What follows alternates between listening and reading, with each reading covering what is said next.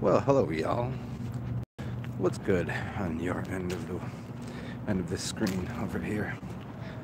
As usual, I will wait a few minutes so I don't have to repeat myself. I'll wait till some people show up, and then we'll get into this topic here. Let's dip through here. And the topic today will be one that everybody is familiar with. Everyone's familiar with tension, anxiety, these kind of things that riddle the world. It's always everybody knows about. And we could probably even get into depression as well, even though is this a riddle? Are you riddling me right now, Torrin? You riddle me a mermaid? I've dated a mermaid before. They're excellent little creatures, but they try to capture the semen. Try to capture the So we will is fear the reason the devil exists? I suppose you'd be right there, Torrin. I think that's the only reason. And I don't even think, like, I guess you're using the right word there, the devil. The devil, Satan, and Lucifer are three different, I mean, they're all mind constructs for sure, as you're probably alluding to. But yeah, I don't know. There's not like one specific evil entity. There's just a bunch of fear-based mind control propaganda to keep people from participating in higher vibes or whatever the higher vibes are. I wouldn't, people would say low vibes are hate. Low vibes are the devil, and high vibes are God. Not really. I mean, it's one way to look at it, I guess. And it kind of is to a degree, because usually within depression, as we get into, I'll weave this in here as we talk about depression or anxiety. See, like, anxiety is high vibe, but yet it's not very good, right? Depression is low vibe. It's not very good. So high or low vibe really is what you're using the hi puppy. It's really how you're using that particular frequency or harmonic. I mean, think of it when you're using colors, or shapes. It's not, especially colors. There's no specific color that is good or bad. It's just a matter of where you're placing it on the canvas, what you're doing with it. So that's what I have to say about that. So getting back to dealing with or adjusting tension and anxieties and things, which kind of lead to what you were just talking about, Torrin. Perception of some evil entities, or the demons and the evil Satan and all of this. I always got to have that duality. Not really, you don't have to. So that's part of the here, give me 1 second. There's puppies here. I might have to play with them. Huh, maybe not. Oh, there's dogs over here too. There's so many dogs. Oh, dogs everywhere. Yes. I thought I was going to get there with some dogs. Okay. So anxiety and tension are complicit, usually, right? And one of the easiest ways, I mean, if you look into people that do yoga, they stretch themselves out. And look at people that go and they got, they're mad at their boss, they're mad at whatever, and they go to the gym and they fucking Well, both of those things kind of work. They kind of do something to chop at the leaves, at the branches. But the root of it would be, if you feel tension, if you feel anxious, is it's like isometrics. Really, I've spoke about this at length before, that there's 3 steps to really deep sleep or meditation. And the first thing is to walk through your entire body and clench everything in your body. So that way you'll find the spots that are already clenched.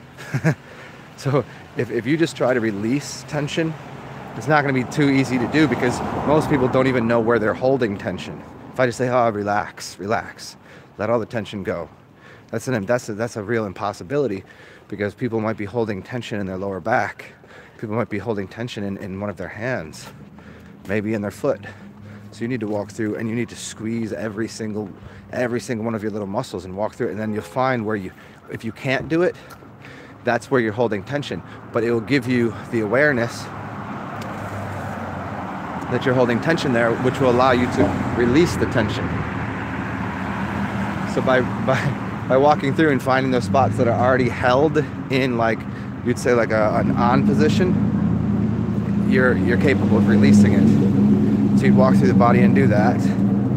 That's one way to get into a very loose, fluid state of being. Because fluidity and being like water is it's preferred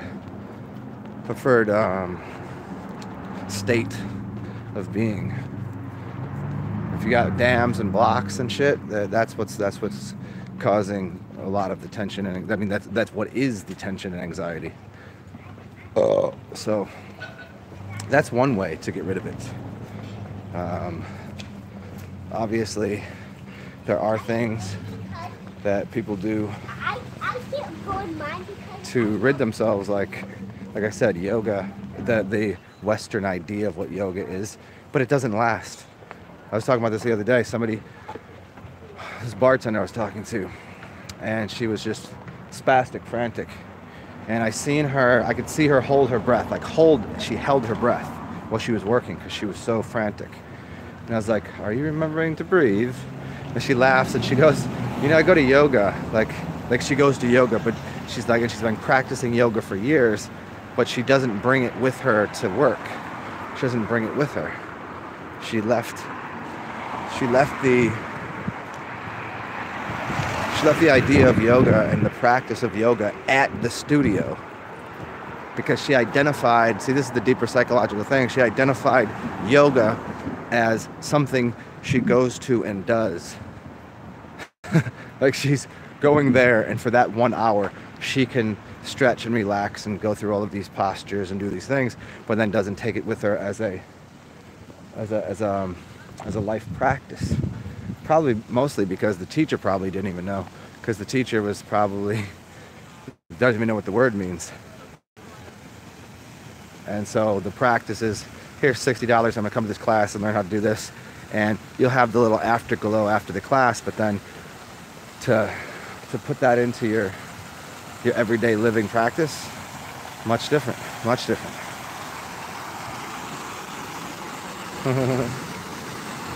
Oh, more dogs. Hi, puppy. Hey, baby. So there's other things that can be done. Another one is the use of music or sound can help. And most importantly, something that nobody's very familiar with, but smell, aroma, aromacology, aromatherapy, essential oils, the essence or the ascent, the essential oils, because that's going directly to your brain to rewire your brain. The power of smell is, even according to the Egyptians, the most powerful. When you look at the Eye of Horus, it's divided into a bunch of different sections. The biggest version of the section, the biggest version is smell. So there's like a half and a quarter and an eighth and a 16th and a 32nd and a 64th. Well, the half of it is the smell, because the nose is, if it's properly calibrated, there is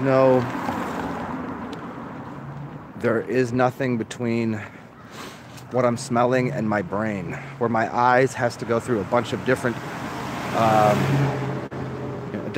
things are going on with my eyeballs for me to see something. And I could see something that somebody else doesn't. But no one's smelling different. Everyone smells the same. To hear something, there's always something in between the access point to the brain, whereas the nose doesn't have that. So the power of essential oils, and those can rewire the brain, especially tension and things like this. If you were to get yourself an essential oil, you could program it with an idea, and every time you'd smell it, you get tension. You'd smell it, you start to rewire your brain, because there's a frequency to all of the smells of each oil. And so 3 really intelligent oils to use would be peppermint, spearmint, and rose. Peppermint and spearmint, they're both mind. Rose is one of the highest frequencies. And another one would be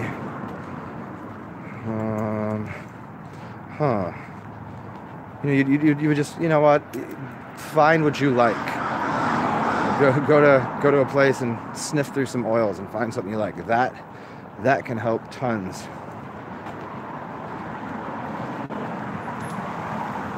So tension, anxiety, go into the tension, release the tension by going through your entire body and finding the places that are already tense.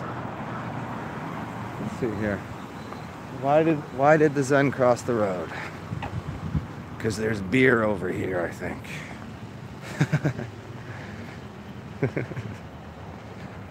Awesome. Let me see. I'm gonna go sit down and take a look and see who commented here, if I have any questions from y'all. And then I think I'm gonna, what up, crows? That's my crow friends right there. And then from there, I don't know. I might have to put the phone away for a little while. I guess it's a little chilly out here. Maybe I'll start another short broadcast after this. Let me see.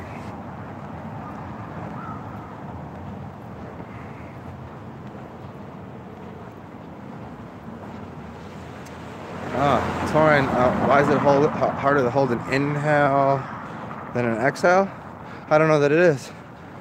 I don't know that it is. One is a gasping, one is a requiring, one is drowning, and one is yeah. So I hear what you're saying, but I think it's, I don't know. It might be different for different people. So what's going on here?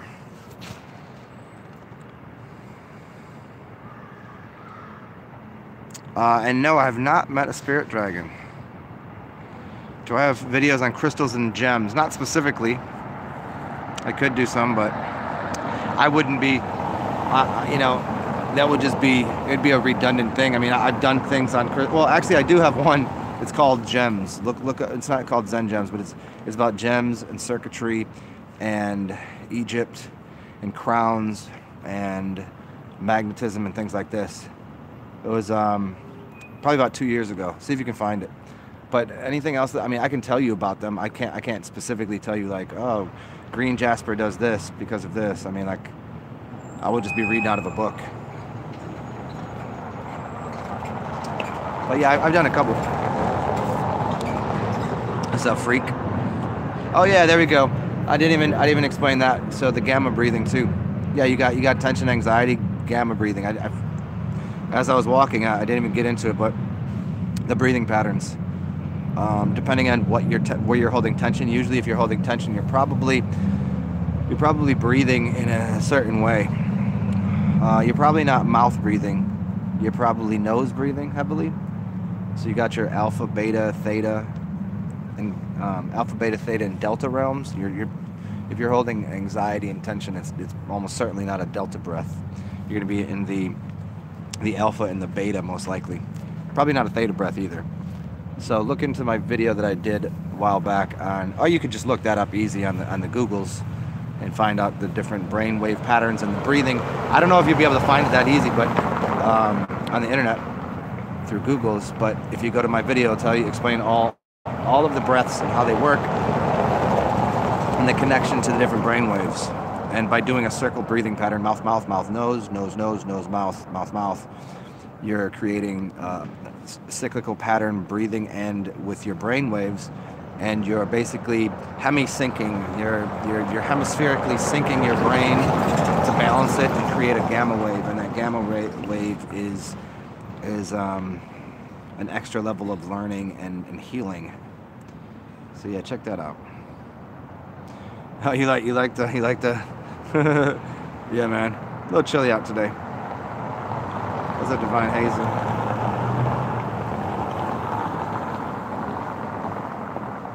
Oh yeah, certain gems will, for certain. Let me see if I have anything on me today. Let's see if I'm holding any gems today. I don't know, did I take any? No, I left them at the house. I got a couple new ones yesterday, 2 days ago. I got some yellow jasper and another stone that I have to go back and ask what the name of it was, because it was a crazy stone that I've never heard of, but I needed to have it.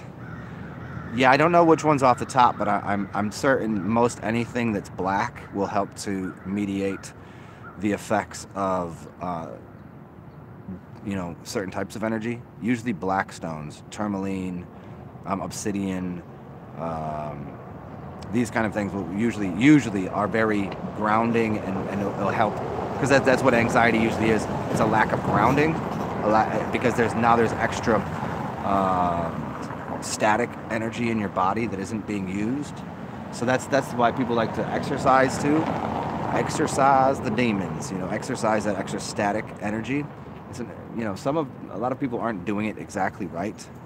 And so that's why some people like go to the gym every day. They don't get any bigger. They don't do anything. Like, they're just going through a pattern rhythm because they think going to the gym is helpful. But in reality, it would be, because the gym is gems. This is why you get cut, because it's like cutting a gem. But if you don't know what you're doing, you're just going through the motions and not getting anything done. Which is a good percentage of people that go to the gym. They're going through the motions. They don't think they are. They don't know they are. But they're doing nothing to improve their disposition. Yeah. Frankincense is good. What's up? What's up, B. Johnson? How you doing, B. Johnson? Yeah. Here's another one. There's in your nose. There's another gland in your nose that most people aren't familiar with. If you ever see a dog, they're sniffing, and they'll pull their upper lip up, and they'll pull their nose back, and it's opening up an extra gland.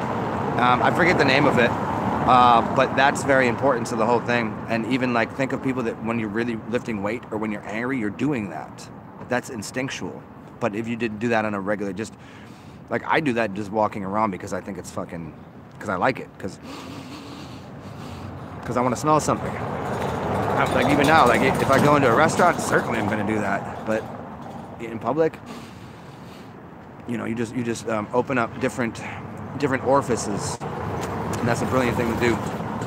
Use your nose to open up another portal, which goes back to the use of essential oils.